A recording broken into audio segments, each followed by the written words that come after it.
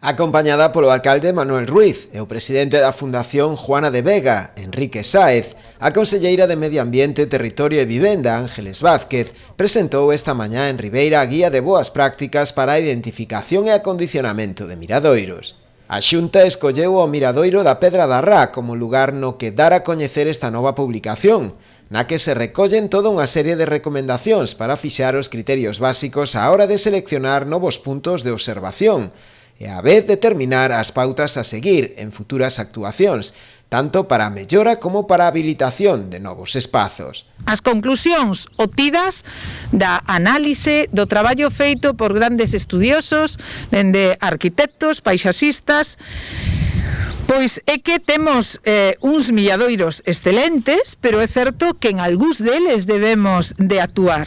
Debemos de actuar na mellora da sinalización, no acondicionamento deses miradoiros e ter pois un mellor cuidado nos seus acabados, seleccionando perfectamente os materiais, pero tamén seleccionando as cores. Esta guía propón solucións para tallar este tipo de cuestións, sempre tendendo a integración paisaxística.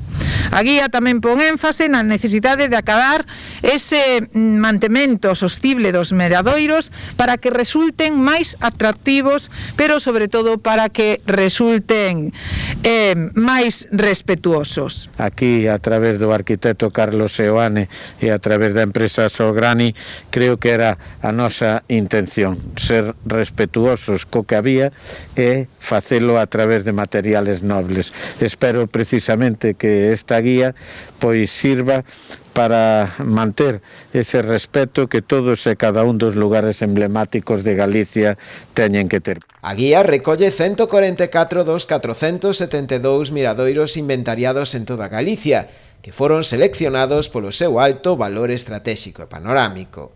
Na comarca do Barbanza, ademais do miradoiro da Pedra da Rá, inclúese tamén o miradoiro do Pico Muralla, que comparten os concellos de Lousame e Rianxo.